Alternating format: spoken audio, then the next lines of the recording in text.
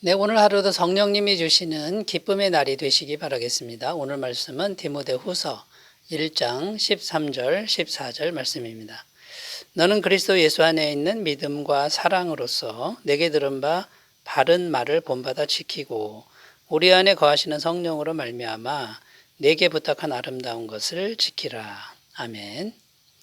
14절 말씀에 보면 끝부분에 성령으로 말미암아 내게 부탁한 아름다운 것을 지키라 이렇게 표현하고 있습니다.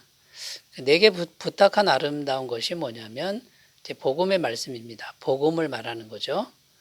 바울이 디모데에게 복음을 부탁한 것이고요. 그것을 잘 지켜라, 잘 지켜야 된다. 지금 이렇게 말씀하고 있는 겁니다. 여기 보면 복음이 아름다운 것이다 이렇게 되어 있는데 복음이 왜 아름다운 것일까요? 첫 번째는 저주받은 죄인이 값없이 의인이 되는 길이기 때문에 아름다운 것이다 라는 겁니다. 로마서 3장 23절 24절 모든 사람이 죄를 범하였으며 하나님의 영광에 이르지 못하더니 그리스도 예수 안에 있는 성령으로 말미암아 하나님의 은혜로 값없이 의롭다 하심을 얻은 자 되었느니라. 여러분 복음이 아름다운 건 죄인을 의인 만들기 때문이다. 이제 이런 거고 두 번째는 죄인이 이제 의인이 되는 것은 신분적인 변화에 대한 의미가 있습니다만 속 사람까지 완전히 새롭게 변화시키는 이제 그런 능력이 있다는 겁니다. 그래서 이 복음은 정말 아름다운 것이라는 거죠.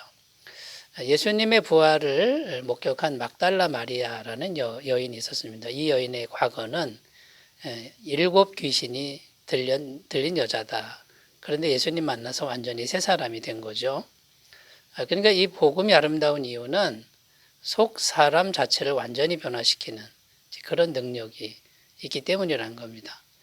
그리고 욕심 많은 세리장 삭개오라는 인물이 있었습니다. 세리장이니까 돈 욕심이 얼마나 많았겠습니까? 그래서 예수님 만나고 나서 그 물질을 과감하게 다 나누어 주는 이렇게 속 사람이 완전히 변하는 그런 모습을 보여주죠. 사도 바울은 또 어떻습니까? 이 사도 바울도 예수님 만나기 전에는 굉장히 잔인한 사람이었죠. 예수 믿는 사람을 돌을 던져서 죽이는 데 앞장섰던 인물이 바울 아닙니까? 그 바울이 속이 바뀌어서 위대한 사도가 되고 말았다라는 겁니다. 복음이 이렇게 아름다운 거고요.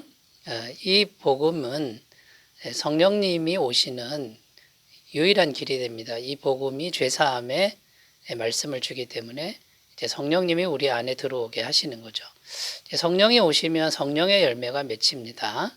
갈라디아서 5장 22절 23절 오직 성령의 열매는 사랑과 희락과 화평과 오래 참음과 자비와 양선과 충성과 온유와 절제니 이 같은 것을 금지할 법이 없느니라. 자, 여러분 이 성령의 열매를 보면 얼마나 아름답습니까? 이 성령의 열매가 임할 수 있는 그 통로가 복음이 되는 겁니다.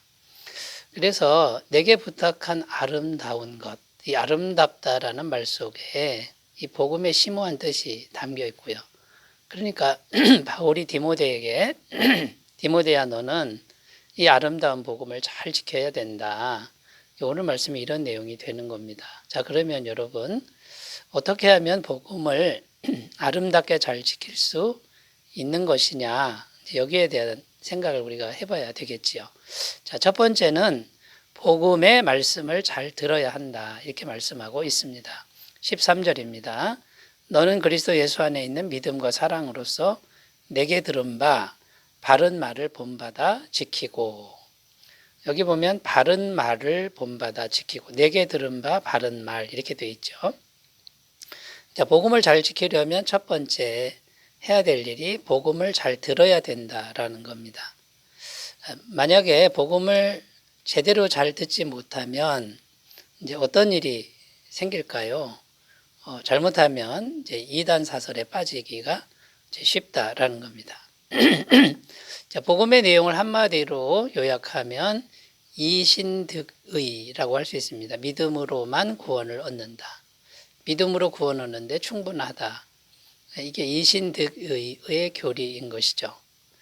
그런데 이 복음을 제대로 듣지 못한 사람들이 자꾸만 이신득의 교리를 왜곡시켜 버리는 그런 일이 생겼다는 겁니다. 그때 당시 이제 율법주의자들이 있는데 율법주의자들은 믿음으로만 구원받는 것은 아니다.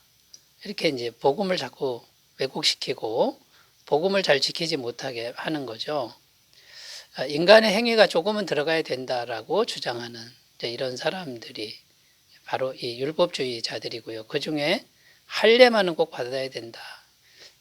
믿음으로 구원받지만 할례는 받아야 된다. 또 이렇게 주장하는 사람들도 있었다라는 겁니다. 복음을 제대로 듣지 못하면 이제 이런 일들이 생긴다는 거고요. 그 다음에 영지주의 이단이 있었는데 영지주의도 복음을 제대로 듣지 못하니까 영적인 것만 있으면 되고 현실적인 거나 육체적인 거는 아무렇게나 해도 된다라고 하는 이런 이분법적인 사고를 갖고 있는 사람들입니다. 복음은 그렇지 않습니다. 영적인 세계에서도 하나님께 순종을 해야 되고 현실적인 세계에서도 하나님의 뜻을 따라서 말씀에 순종하는 삶, 또 마음의 영역에서도 마음 관리를 하나님의 말씀에 따라 잘 관리해야 되는, 그러니까 영혼육이 다 거룩하고 깨끗해지는 이 길을 가야 된다는 것이 이 복음인데, 이 복음을 제대로 듣지 못한 영지주의자들은 현실 세계는 자꾸 왜곡시켜버리는 이런 삶으로 가게 된다라는 것이죠. 여러분, 그러므로 우리도 동일합니다. 이 복음의 말씀을 잘 지키는 첫 번째는 뭐냐면 복음의 말씀을 제대로 잘 듣는 것이다 라는 겁니다. 그 중에 이신득이의 교리를 잘 이해하셔야 된다는 것 기억하셨으면 좋겠습니다. 자, 두 번째입니다. 복음을 잘 지키려면 두 번째 어떻게 되냐면 예수님 안에 있는 믿음과 사랑을 공급받아야 한다. 이렇게 말씀하고 있습니다. 13절 너는 그리스도 예수 안에 있는 믿음과 사랑으로서 내게 들은 바 바른 말을 본받아 지키고. 여기 복음을 잘 지키는 길은 복음의 말씀을 들었으면 이제 실천하는 문제가 남아 있습니다. 순종하는 문제가 남아 있는데 어떻게 순종하냐면 믿음과 사랑으로 순종하는 것이다. 결국 복음의 말씀을 들은 사람은 믿음과 사랑의 행위가 나타나야 된다. 이제 이것을 말씀하고 있는 것이죠. 그런데 여러분, 우리 인간이 얼마나 믿음이 훌륭하겠습니까? 우리 인간은 믿음이 훌륭할 수가 없죠. 그리고 우리 인간의 사랑은 얼마나 사랑이 있겠습니까? 이기적이지 않습니까? 그러니까 이 믿음과 사랑은 인간의 사랑이 아니고 그리스도 예수 안에 있는 믿음과 사랑이다. 이렇게 오늘 말씀은 말씀하고 있는 겁니다. 자, 그러니까 이제 어떻게 해야 됩니까? 예수님으로부터 예수님의 믿음, 예수님의 사랑을 지속적으로 공급받는 이런 일이 있어야 된다라는 것이죠. 그러니까 예수님의 믿음, 예수님의 사랑을 공급받으려면 필연적으로 우리가 우리 마음이 예수님과 연합된, 연결된 그런 상태를 계속 유지해야 된다라는 겁니다.